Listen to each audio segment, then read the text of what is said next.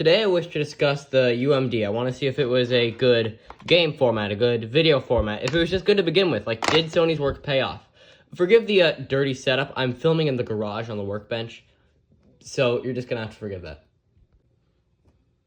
So, as I'm sure many of you know, the UMD was invented in 2004 by Sony as a format, as the game format for their new system, the PSP, which was the first proper Sony handheld. I mean, they had the Pocket Station earlier, but that was a PS1 memory card that could play micro games, but it wasn't really that good. So the Sony PSP was going to be the next big thing. And they advertised it as the Walkman of the 21st century. It was going to be this big revolutionary multimedia device. It was going to play music. It was going to play games, great games, console quality PS2 games on your handheld. It's going to play movies. It was going to be the next big thing. That didn't really happen, but I think it's good to look back at this little device to see just, did Sony succeed? So UMDs are these little discs right here. They look to be similar to DVDs or CDs, but smaller with a metal ring in the center. That's so the PSP can hold on to it. And they have these plastic cases for protection, and it reads from there, unsurprisingly. And as I've stated, and I'm sure you've seen, the PSP was not just a games format, as seen by this little controller icon that marks a game. It was also a video format. Episodes of TV shows and entire movies were released on these things, as noted by these. Now, that did lead to some confusion in the early days, because there were, like, Spider-Man 2 the game and Spider-Man 2 the movie. And if you really didn't know the PSP, you could have gotten the two mixed up. So that was a bit of a problem, but it wasn't that big of a confusion because there weren't that many UMD movies made. As you can see, I have Starship Troopers here. I just like the movie. Picked it up for $8. And Assassin's Creed Bloodlines, which both I'm going to be reviewing. Also, I made this case myself because I didn't like the one they had. It was like the GameStop used standard. So yeah, I worked real hard. It took me a whole 45 seconds. So before we look at what's actually on these discs, because my PSP is currently charging, I want to look at the hardware in the cases. So we're going to start with Assassin's Creed here. As you can see, they come in these little, not quite DVD cases, but they're still a decent size. Definitely bigger than DS. A lot like Nintendo Switch of today, but a little bit thicker. Now, these little discs are often white, but some of them are transparent. I've seen a few of them loose that are transparent. And sometimes they have the PSP logo right here, but as you can see on my movie, it doesn't. So I'm not sure if that was just a design inconsistency or maybe this is a third party. But the UMD is a pretty uniform design. It has this emblem in the middle, Universal Media Disc. That's what it stands for.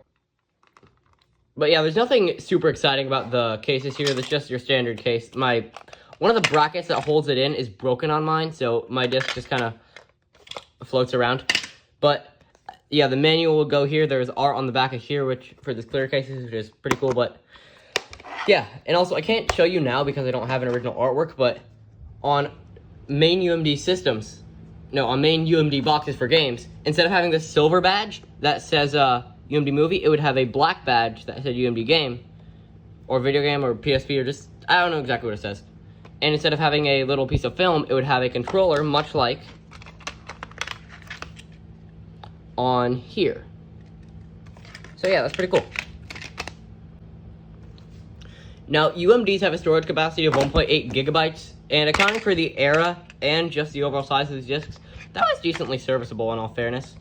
And their video resolution is 720 by 480, which isn't all that impressive, but it looks pretty good on the PSP screen.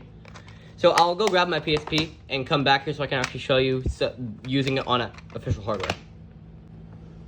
Okay, so here's my PSP. It's the PSP 1000. It's the first variant.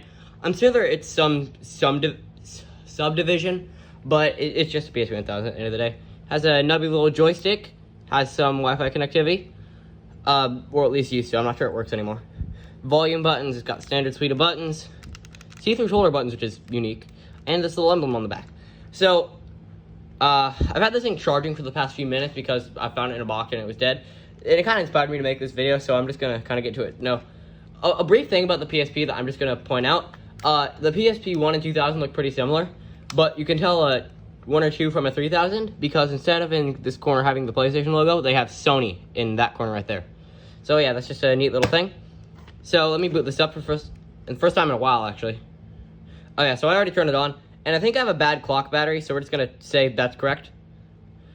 Now, I'm going to show you how long it takes to load a disc. So I'm going to be playing Assassin's Creed Bloodlines. So open the thing, you just pop this little button.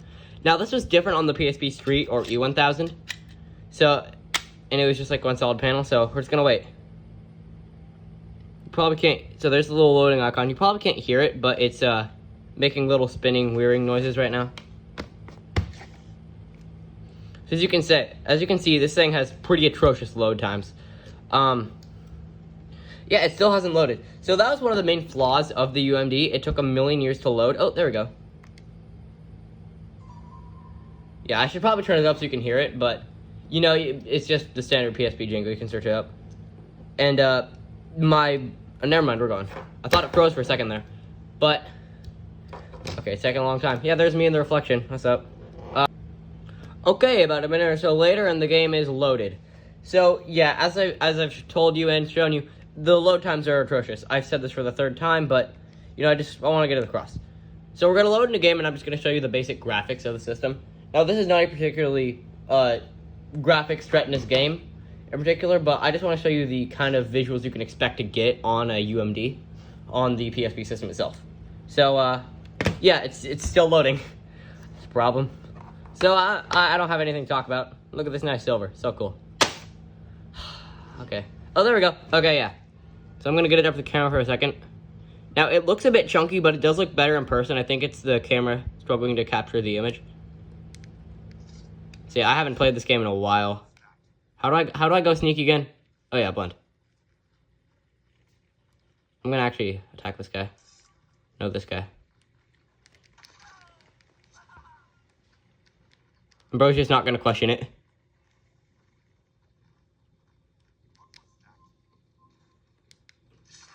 Oh, I got an achievement. That's cool. I can switch weapons. There we go. Wait, wrong thing. Oh, damn. I'm dumb. So as you can see, I'm very bad at this game. But, this is just a basic display of graphics. So if you look down, you can see it's very blocky. I'd say in between PS1 and 2 level of graphics. But, you know, it's definitely serviceable. Is that me running around? I don't know. Well, there are some multiple ways to end a game. So you can just hit home, you can save it, or you can do a very bad method and just pop it open. Now, I'm not sure if you heard that, but that was the disc spinning because it still has some of the momentum. And yeah, it'll say, do you want to quit the game? Yes, I took the game out. So yeah, that's a basic display of a game on PSP. And also, I just want to say, I really like this system. Like, I don't have many good games for it. I have one game. I used to have two. But I like the system. I think the PSP is a worthy pickup nowadays. But if you want a video on the PSP, I'll leave a comment and I might make one later. So now we're going to look at a movie on PSP. I mean, UMD, yes. Well, it's playing on the PSP, so it kind of counts. So we're going to pop this in. I'm going to see if I can let you hear.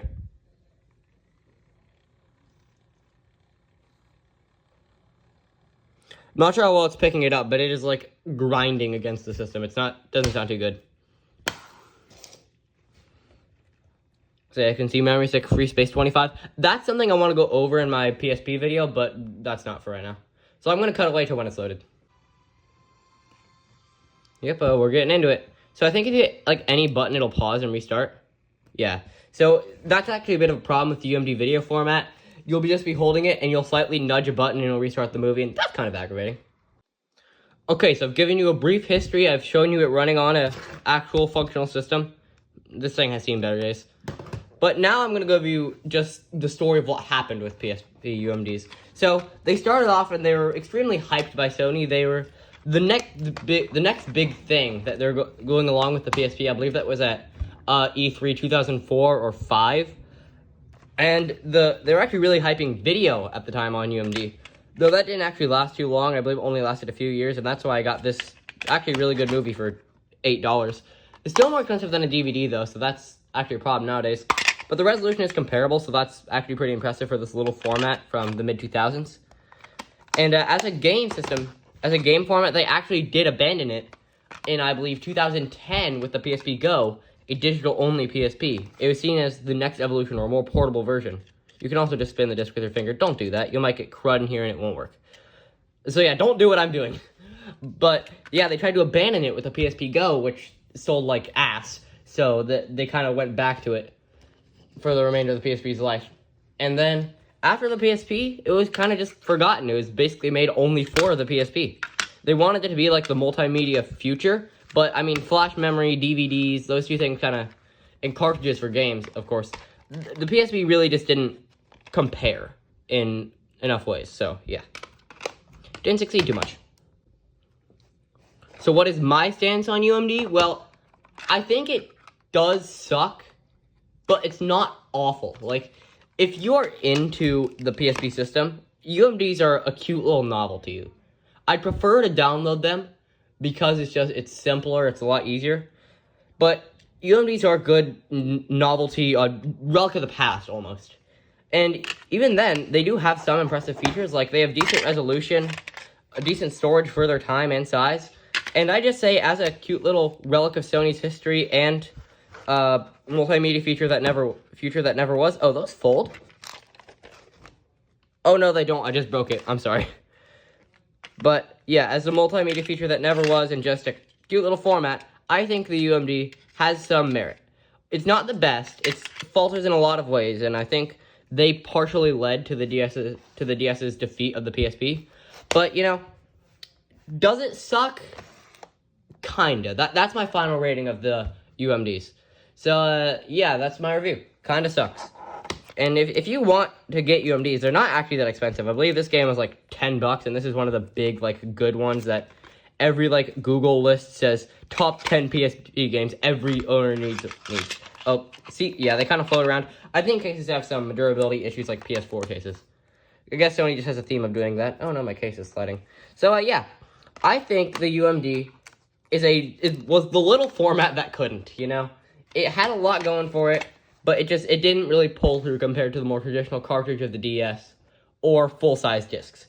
Oh yeah, and another issue that I forgot to mention, because this was a disc-based system, on a handheld, you would hear like a spinning. It's not super audible, but if you pay attention, you'll hear it the entire time you're playing the game, which can get annoying if your system's a little janky. Now, mine isn't too bad. It could use a cleaning and a new clock battery, as shown by the set time and date. But, yeah, that's another flaw. So, it sucks, but it's not awful.